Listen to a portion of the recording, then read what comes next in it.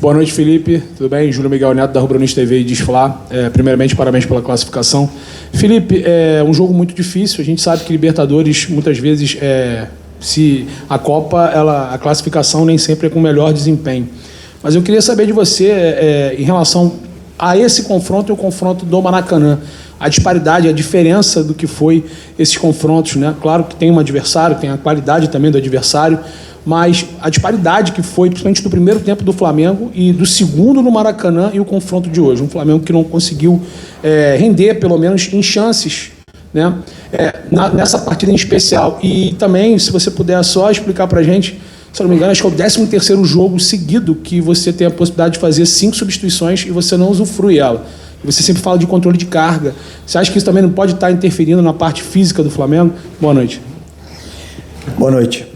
Primeiro, sei que como você bem falou, foi um jogo muito difícil.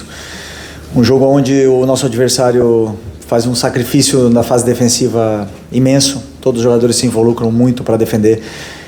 Eles induzem muito você a jogar por dentro para sair no contra-ataque. Então, é um jogo ao mesmo tempo que eles te concedem os espaços, eles aproveitam as perdas da bola, os contra-ataques. Isso gera frustrações, isso gera às vezes que o time faz que o time se parta muito durante o jogo, e principalmente a forma que eles têm de atacar, que é com lançamentos, bolas longas no atacante e jogo por fora, né? Então esse tipo de jogo, claro que não é fácil. Para vocês verem o nível que é difícil jogar quartas de final da Libertadores, né? Sei que talvez os titulares das manchetes de amanhã serão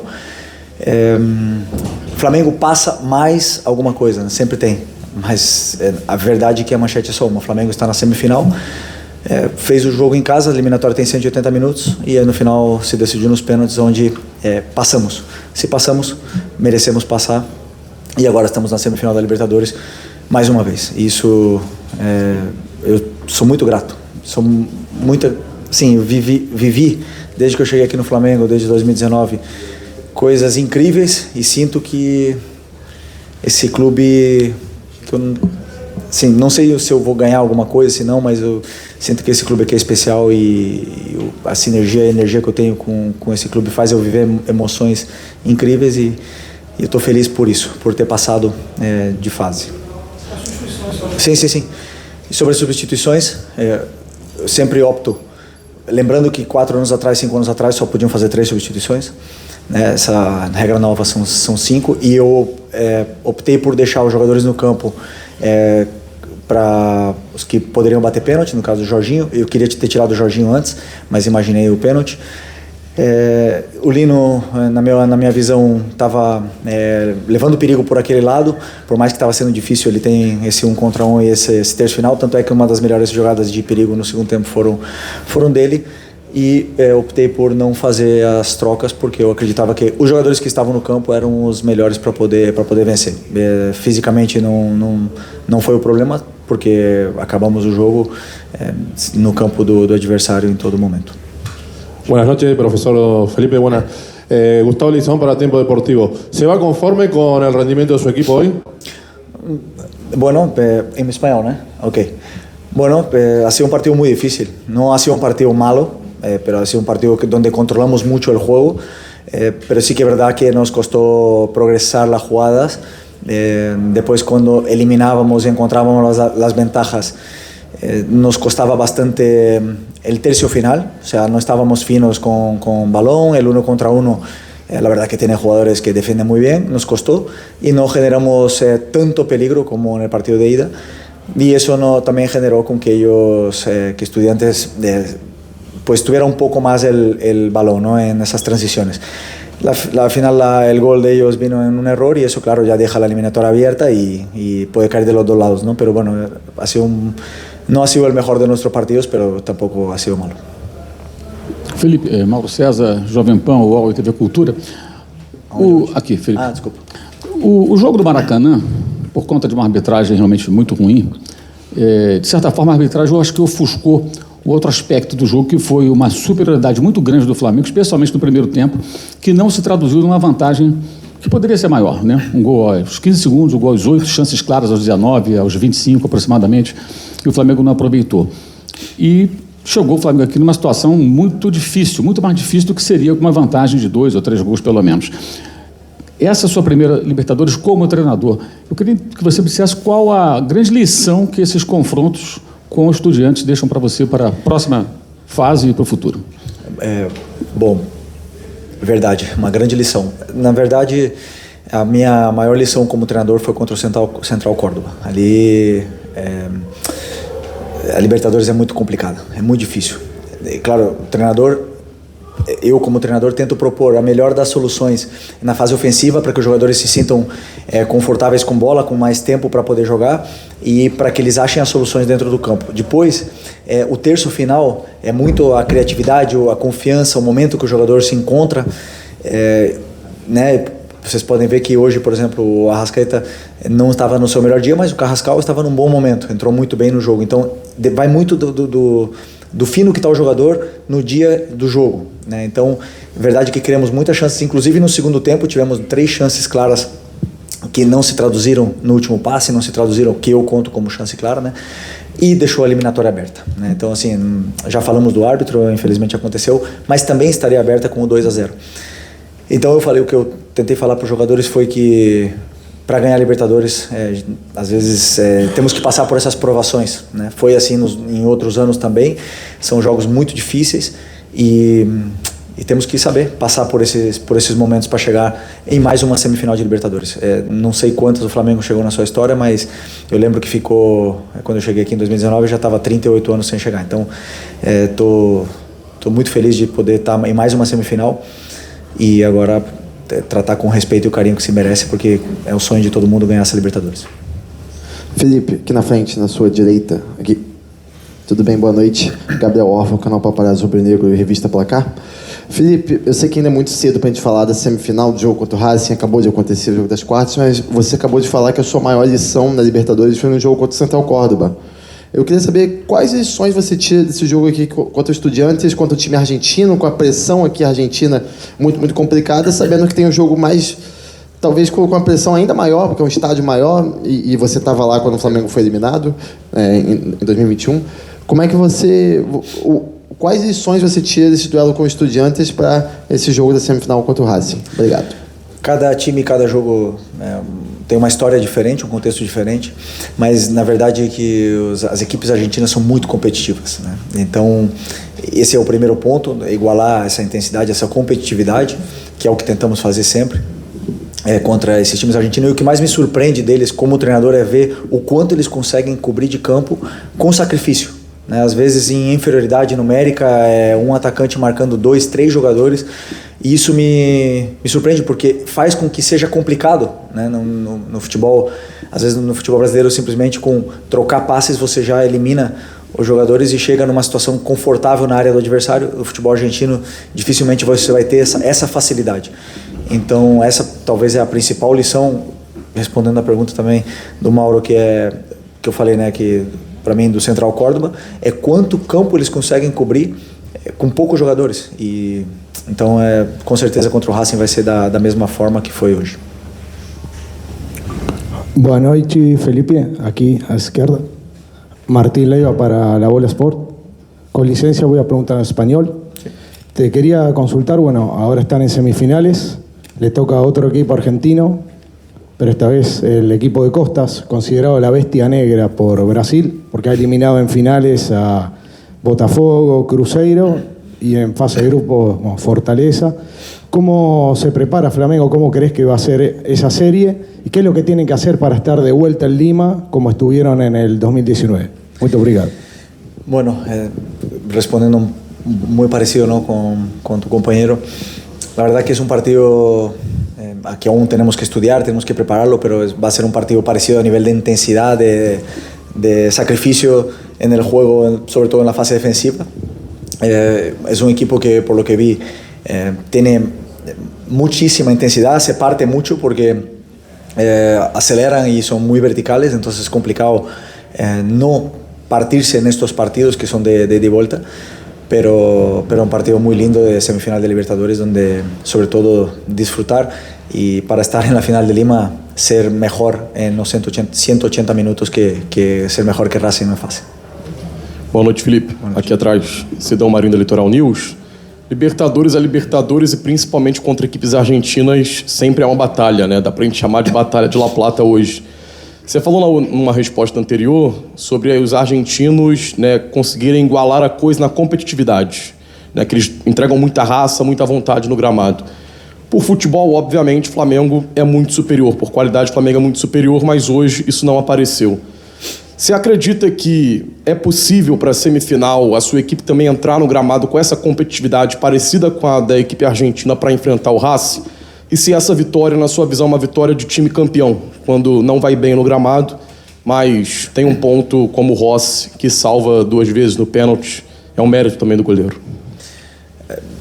Desculpa, pode repetir a primeira? Da competitividade que os argentinos colocam no gramado, se é possível. Bom, como as armas sempre, né, de um time que incomoda muito é defender muito forte, de forma com perseguições agressivas, faltas, e sabem fazer muito bem isso. A fase defensiva das equipes argentinas são muito fortes e abrem mão de propor para jogar por uma segunda bola e chegar mais perto da tua área e ganhar terreno assim. Isso se traduziu em chances claras pro Estudiantes? Não vejo assim. Então, assim, o Flamengo foi mal no jogo. Eu poderia dizer que o Flamengo não foi o Flamengo que vocês estão acostumados a ver. Muito por mérito do Estudiantes, que conseguiu realmente incomodar, anular, mas a gente teve todo o controle do jogo no primeiro tempo, tivemos a bola, tivemos a posse. Chegamos muitas vezes na área do adversário, porém o último passe, a última finalização, o último drible não estava saindo.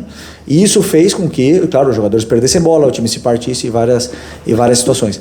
Mas dizer que o Estudiantes foi superior é um pouco, para mim, não condiz com a verdade. Tanto é que tivemos o segundo tempo todo tentando, perto da área deles ali, machucá-los. Na verdade que não conseguimos, como eu falei, progredir nesse terço final, e é algo que temos que melhorar e continuar trabalhando. Você acha que é a vitória do time campeão? Para vencer a Libertadores tem que passar por muitas provações e ainda faltam 3 jogos. Então, para ser campeão tem que passar por uma semifinal que vai ser muito complicado. Felipe, Mauro Santana, do canal Mauro Santana, boa noite. Apesar de ainda termos bastante tempo para a semifinal, eu acredito que agora você vai voltar o foco para o Brasileirão, até pela posição do Flamengo brigando pelo título diretamente, mas até por conta dos confrontos, e o Flamengo vai ter que jogar novamente fora de casa, vai ter que decidir novamente fora de casa uma possível vaga para a decisão. Até que ponto isso pressiona para que você consiga encaminhar uma classificação em casa, conseguir uma vitória por uma boa vantagem em casa, para não depender da pressão que todos nós conhecemos, que é natural da Libertadores, e mais ainda no cilindro de Avejaneda, e até aprender até lá com isso, sendo que até para o Brasileirão, embora seja um confronto, uma competição completamente diferente da Libertadores, mas o Flamengo tem 2 confrontos diretos em casa contra Palmeiras e Cruzeiro, uma briga direta pelo título. Oi, Paulo. Não, perfeito. Entendi bem.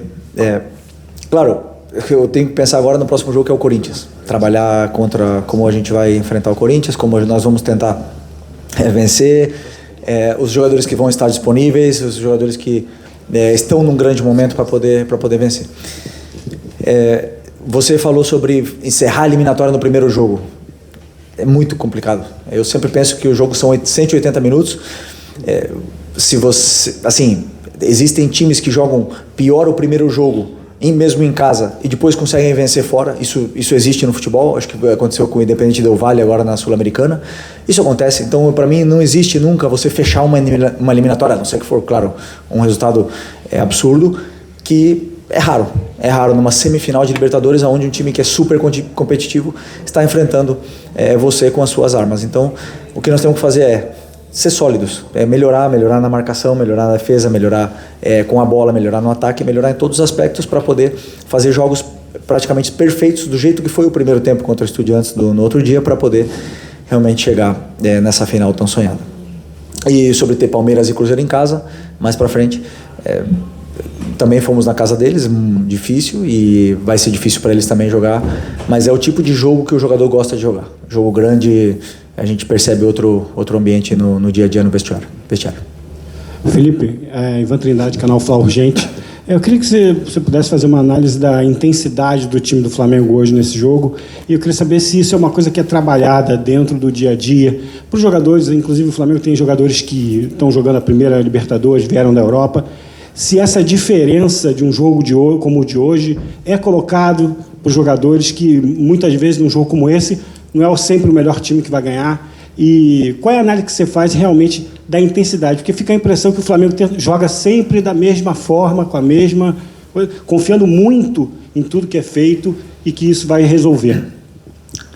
Que bom que os jogadores confiam e continuam acreditando, né? Se tivesse não dado certo, tivesse perdido nos pênaltis, onde a linha é muito fina, eu estaria aqui dizendo que com certeza fui eu que pedi para os jogadores fazerem tudo o que eles fizeram. A questão da intensidade, essa resposta para mim, ela é muito simples. O adversário, ele deixa certos espaços dentro do campo onde você tem que encontrar e aproveitar. Quando o adversário, ele deixa um jogador livre com a bola e o resto todo marcado, o teu time não pode circular a bola. Então não tem como você dar intensidade na circulação de bola se os teus jogadores todos estão marcados e tem um jogador livre que é com a bola. Então o que acontecia?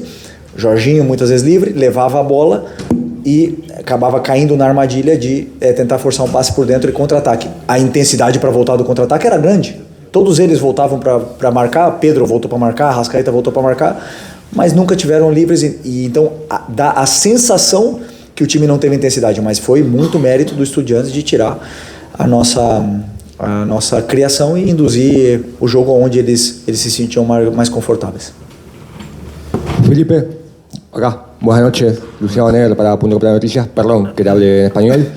Son dos preguntas rápidas. La primera, ¿cómo calificás el clima que se vivió hoy en el estadio? Y la segunda, estás en una de las casas de Diego Pablo Simeone. ¿Cuánto te influyó en tu etapa como entrenador que estás viviendo ahora? Bueno, primero se lo dije a los jugadores antes del partido. Hoy sentí ganas de jugar otra vez. Les envidié por ese ambiente que hay, por el césped, la manera que estaba perfecto, el clima, el ambiente del estadio estaba impresionante. La verdad que es un privilegio jugar en un ambiente tan increíble como ese estadio. Esa es la primera. Verdad que con nosotros, cuando estábamos controlando el juego y teníamos bastante posesión, se bajó mucho el volumen y conseguimos eso, pero claro, luego vino el gol y se vinieron arriba otra vez y la afición, es verdad que no dejó de animar en ningún momento. Sobre el Simeone trabajó aquí, ¿verdad? Fue campeón aquí, ¿no? 2006. Ok. Pero es hincha de Racing. Sí, sí, es hincha de Racing. Sí.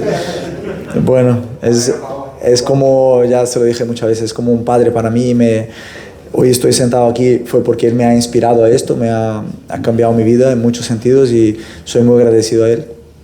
Y nada, le deseo la mejor de la suerte siempre porque él sabe que le quiero mucho. Felipe, Raíza Simplício da Gol Brasil e da revista Placar. No final de semana a gente teve o clássico e muito se discutiu se foi falha ou não foi falha do Rossi no gol do Ryan.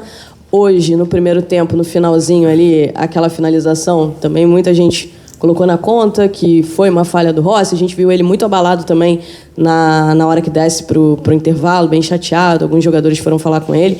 E aí, nos pênaltis, ele vai lá, resolve, defende 2 belíssimos pênaltis. Vai lá, depois pede até desculpa para a torcida. Eu queria saber de você se chegou a conversar com o Rossi, como é que foi no intervalo do jogo também, no vestiário com ele, essa volta por cima dele, né? O futebol te permite isso, dar essa volta por cima tão rápido. Pois não, o Rossi, ele tem a nossa confiança, tem o carinho dos jogadores do grupo e os erros eles acontecem. É verdade que quando um goleiro erra é fatal, né? Você se expõe muito e, claro, um goleiro tem que estar no nível de concentração altíssimo sempre porque um erro te elimina, né? Então, acontece e a única coisa que eu falei, ficar tranquilo, continua da mesma forma, que isso não afete porque ele tem a confiança de todos. E quando eu veio os pênaltis, ele veio falar para mim, deixa comigo que eu errei antes, mas eu vou vou classificar a gente agora. Eu acreditei e por sorte, fez 2 grandes defesas e conseguimos passar. Mas é importante que, eu sempre penso assim, quando o jogador erra, analisar o erro, não se esconder do erro, colocar no campo o que aconteceu e treinar esse tipo de lances, porque só, para mim, as correções e o trabalho em cima do que você errou é o que faz você evoluir e melhorar. Mas ele tem a confiança de todos nós. Felipe, Simon Ledo, do Coluna do Fla, de forma bem sucinta, você falou que os jogadores estavam perdendo os últimos passes ali sempre, não finalizando. Você acha que o excesso de qualidade do time, tecnicamente, atrapalha nessa parte da vontade de finalizar?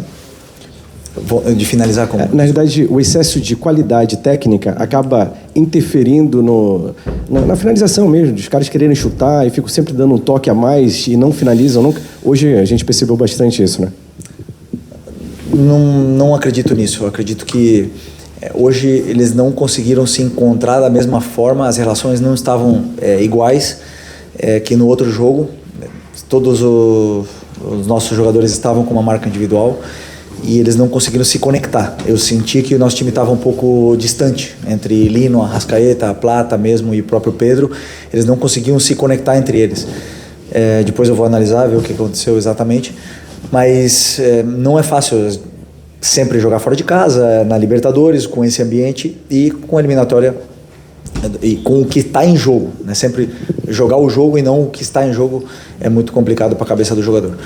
Então, mas o que eu notei foi um pouco isso, essas distâncias não estavam bem. Sobre finalizar, eu acredito que o jogador pode tomar decisões erradas, os que tomam as melhores decisões são os jogadores mais caros do mundo. Nós temos aqui os melhores jogadores com mais qualidade, talvez da América do Sul, mas nem sempre escolhem certo, né? Então, depois eu vou analisar com mais calma, mas quando normalmente tem espaço para chutar, eles vão chutar. Muito obrigado. Obrigado, boa noite, pessoal. Valeu, Felipe, vai com Deus. Rodrigo. Não, cheguei atrasado, eu estava desmontando lá, senão fecha a cabine, meus equipamentos. Tá tranquilo. Bueno, ya terminó el Não, Flamengo.